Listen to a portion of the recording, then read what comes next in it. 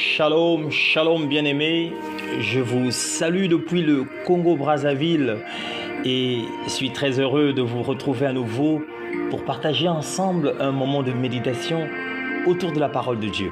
Ça a toujours été un plaisir et ça le sera toujours. Ô Éternel, que j'aime ta parole, que j'aime ta parole, Seigneur.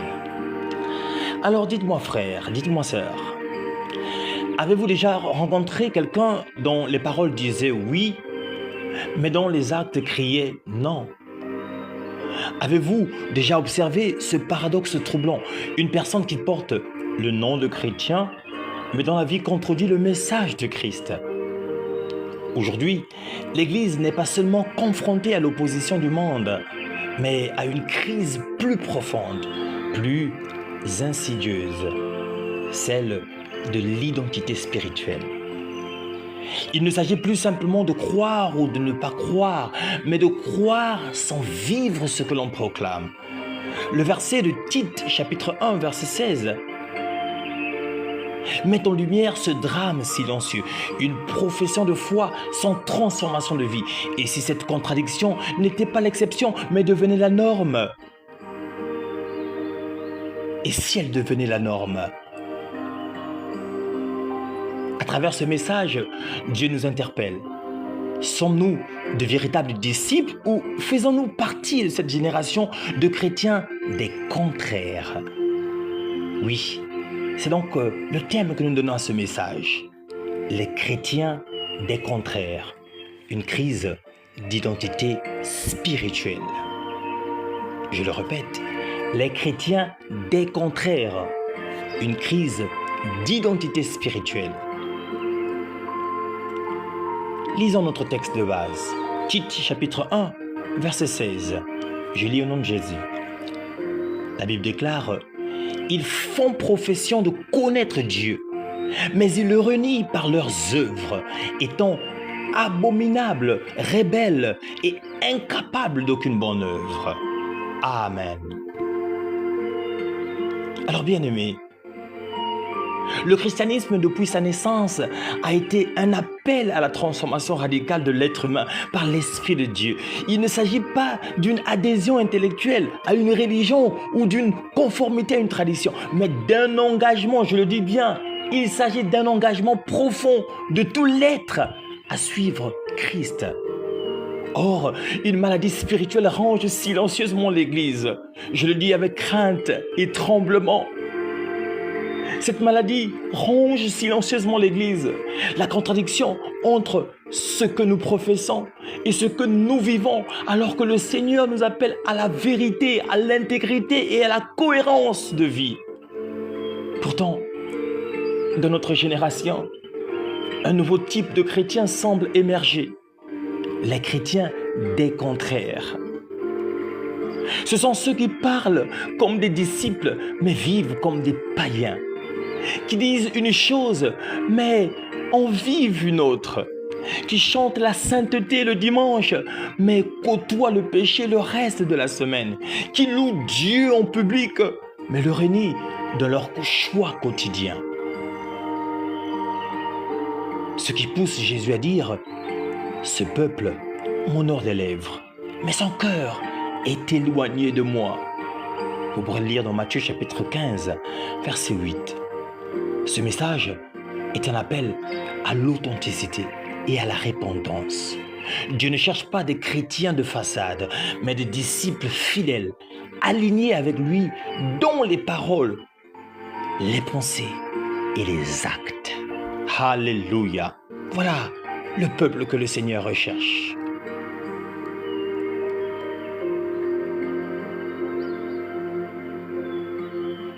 Alors, quelle définition spirituelle pouvons-nous donner aux chrétiens des contraires? Alors, le chrétien des contraires n'est pas simplement un croyant imparfait, car tous nous tombons parfois. C'est celui ou celle qui s'installe dans l'incohérence, qui a normalisé le décalage entre confession et comportement.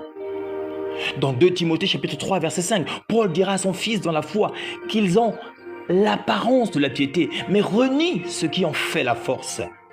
Dans un langage très ferme, il dira à Timothée, pour terminer, éloigne-toi de ces gens-là.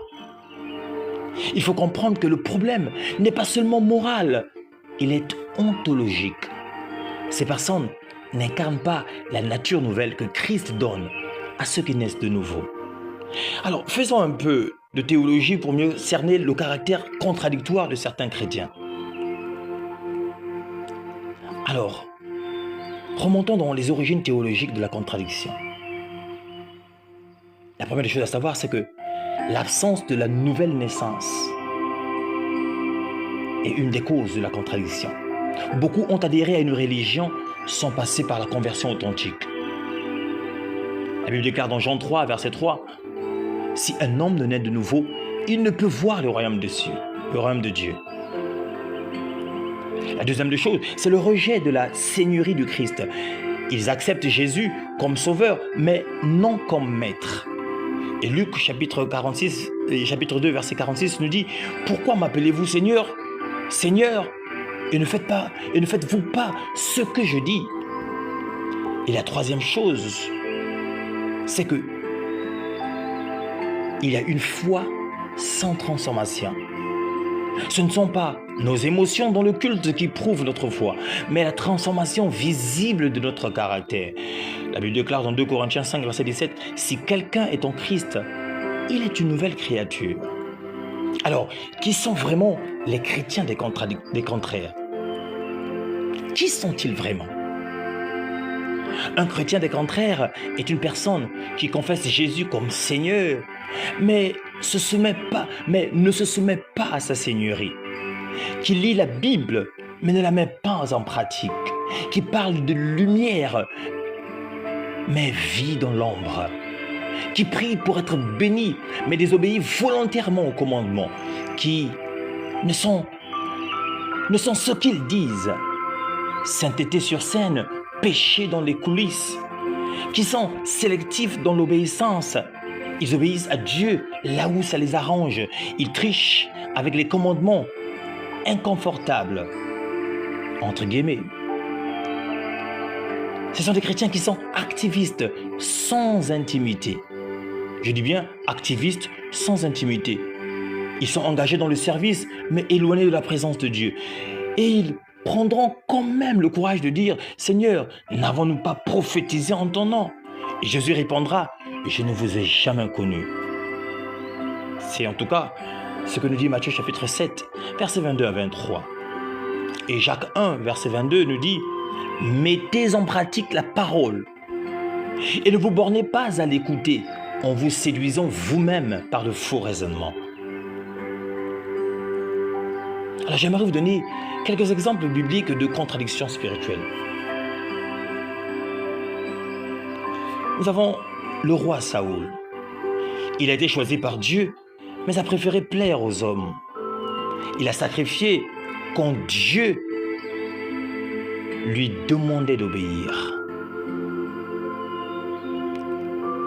1 Samuel chapitre 15, verset 22 nous dit « L'obéissance vaut mieux que les sacrifices. » Saoul voulait les honneurs de Dieu sans la soumission à Dieu.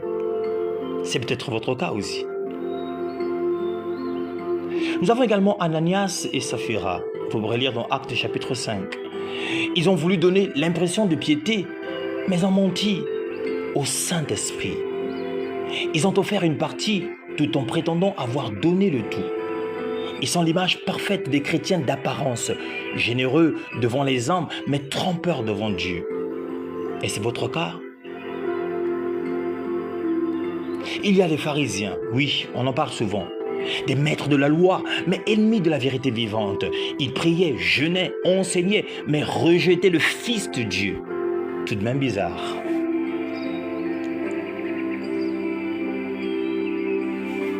Il y a d'autres exemples bibliques de contraste. Siméon le magicien, vous relisez Actes chapitre 8, attiré par la puissance, mais non par le Christ. Judas Iscariote, proche physiquement de Jésus, mais éloigné dans son cœur. Démas, vous pourrez lire dans 2 Timothée chapitre 4, verset 10, autrefois serviteur fidèle, mais il a aimé le monde et a quitté l'apôtre Paul. Quel contraste!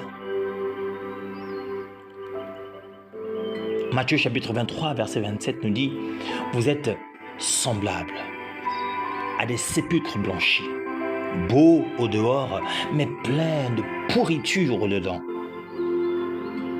Est-ce à cela que vous voulez ressembler, bien-aimés? Est-ce là une description qui collerait à votre vie? Je ne pense pas. Aujourd'hui, l'on voit de plus en plus des manifestations modernes de la contradiction. Je dis bien les manifestations modernes de la contradiction. Aujourd'hui encore, les chrétiens des contraires sont nombreux. Sur les réseaux sociaux, ils publient des versets et aussi des photos indécentes. À l'église, ils dansent et parlent en langue, mais insultent, trichent et mentent dans la semaine. Ils dénoncent le péché chez les autres, mais le tolèrent dans leur propre vie. Ils ont un langage spirituel, mais un cœur partagé. La Bible déclare dans Jacques chapitre 3, verset 10 à 11, de la même bouche sortent la bénédiction et la malédiction. Il ne faut pas, mes frères, qu'il en soit ainsi. C'est ce que Jacques est en train de dire. Il ne faut pas, mes frères, qu'il en soit ainsi. Et j'emprunte ces paroles pour vous dire la même chose. Il ne faut pas qu'il en soit ainsi.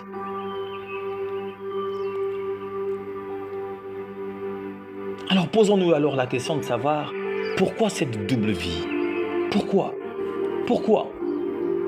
Parce qu'il y a manque de crainte de Dieu. On oublie que Dieu voit tout, même ce qui est caché. Ecclésiaste 12, verset 14 nous dit « Car Dieu amènera toute œuvre en jugement au sujet de tout ce qui est caché. » Alors pourquoi cette double vie? Parce qu'on a envie de plaire au monde. Le compromis avec le monde est le piège de la tiédeur, malheureusement. Beaucoup l'ignorent. Jacques 4, verset 4 nous dit « L'amour du monde est inimitié contre Dieu. » Pourquoi cette double vie? Parce que la religion, nous la pratiquons sans relation. On pratique les rituels sans rechercher la présence de Dieu. Oh, qu'est-ce que c'est triste.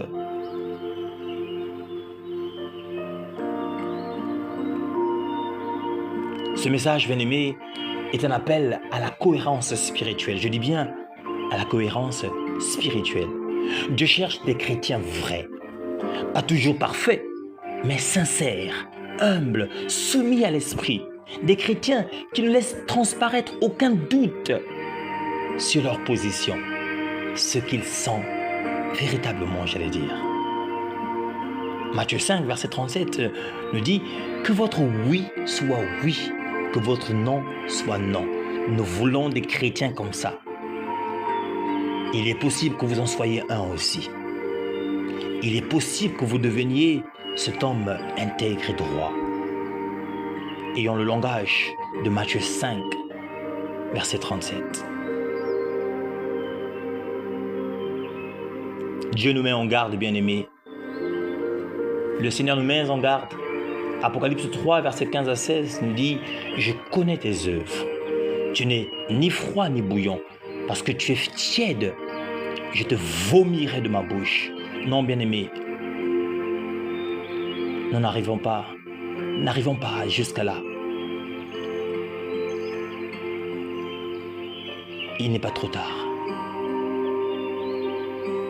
Il est temps de choisir entre Dieu et le monde, de renoncer au compromis, de vivre selon l'esprit et non la chair. Alors vous vous demandez, que faire donc? Que faire? Eh bien c'est simple, se repentir sincèrement, revenir à Dieu avec un cœur brisé. J'aime bien ce que David dit dans le psaume 51, verset 17.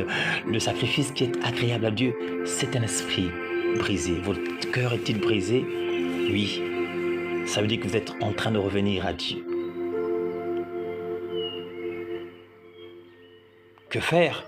Chercher une transformation réelle. La Bible déclare dans Romains 12, verset 2, « Soyez transformés par le renouvellement de l'intelligence. » Waouh! Que faire d'autre? Demander au Saint-Esprit de restaurer l'intégrité L'Esprit de vérité nous révèle les faux semblants et nous purifie. Demandez au Saint-Esprit de restaurer cela. Parce que si vous demeurez ainsi, sans vouloir changer, il y a des conséquences, mais des conséquences spirituelles. Pour ceux qui œuvrent dans le ministère, bien-aimés, il y a perte de l'onction et de la puissance. Parce que Dieu n'aime pas l'hypocrisie. Lui, du Saint-Esprit, fuit les cœurs doubles. Entre autres conséquences, il y a le témoignage ruiné. Le monde voit nos contradictions. Le nom de Dieu est blasphémé à cause de nous, pas à cause des païens, mais à cause des enfants de Dieu. Bien-aimés, refuse de trahir la race des élus de Dieu. La Bible déclare dans Romains 2, verset 24, « Le nom de Dieu est blasphémé parmi les païens à cause de vous. » Combien grande est notre responsabilité, mais que nous n'assumons pas malheureusement. Ce n'est pas tout comme conséquence. Il y a le rejet final. Apocalypse 3, verset 15 à 16 nous dit « Tu n'es ni froid ni bouillant, je te vomirai de ma bouche. » Oui, à ce stade, bien-aimé, c'est le rejet final. C'est le rejet final. N'arrivez pas à ce stade. Le chrétien tiède, c'est le chrétien des contraires. Mais j'ajouterais le chrétien des contraires par excellence. Quel genre de chrétien êtes-vous? Et d'ailleurs, je me pose l'accent de savoir si une telle question mérite d'être posée. Comment pouvons-nous dire quel genre de chrétien sommes-nous? Parce qu'en réalité, être chrétien, c'est être transformé.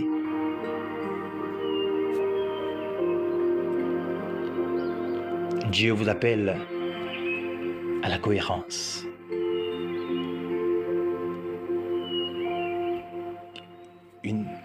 Dieu vous appelle à une repentance véritable. Pas seulement regretter, mais rejeter la duplicité.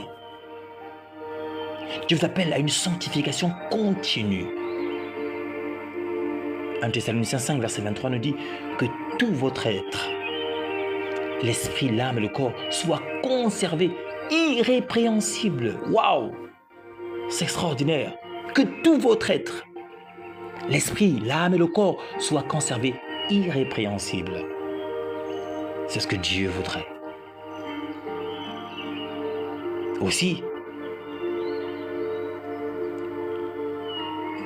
cette cohérence voudrait que notre marche soit constante dans l'esprit. Le fruit de l'esprit, selon Galates 5, verset 22, n'est pas le fruit d'un culte intense, mais d'une vie abandonnée à Dieu quotidiennement.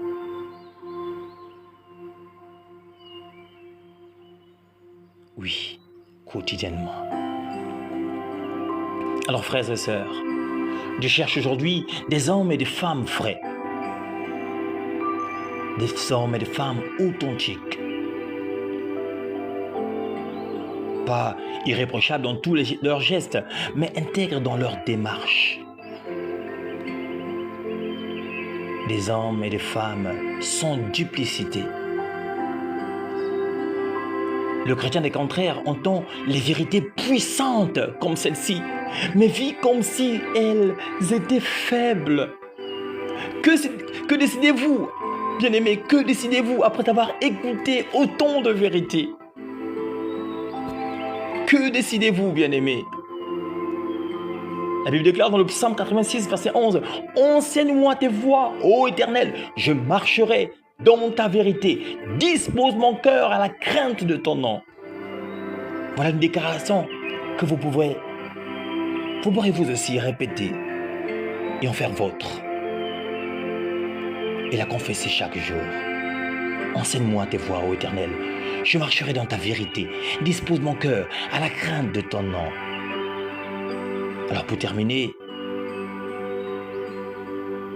j'aimerais nous dire à tous que Dieu ne bénit pas les masques. Il ne cherche pas des chrétiens de spectacle, mais des disciples véritables. Êtes-vous un chrétien des contraires ou un chrétien constant, fidèle et intègre devant Dieu et devant les hommes? Aujourd'hui, un choix s'impose. C'est le temps de choisir la vérité. Rejetez la double vie. Laissez Christ régner pleinement en vous. Alléluia. Alléluia. Laissez-le régner pleinement en vous. Alléluia.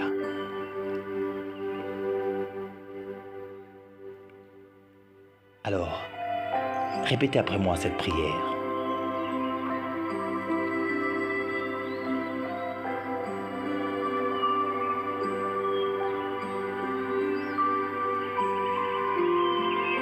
Seigneur, sauve-moi de moi-même.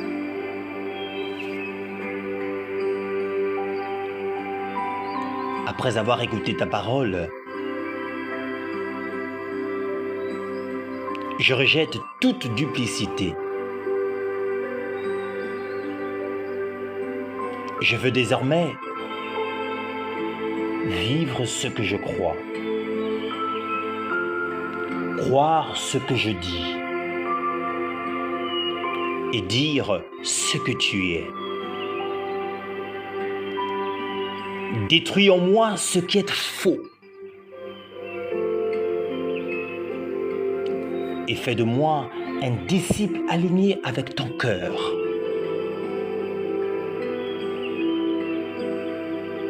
Aimons et vivons ta parole. Rends-moi cohérent, humble et fidèle.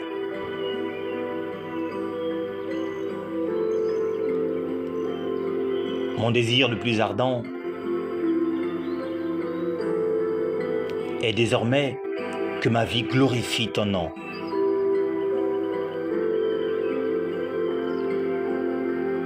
Au nom de Jésus. Amen. Alors nous bénissons le Seigneur pour cette prière que vous avez faite avec moi. Et je vous remercie pour votre attention soutenue et vous souhaite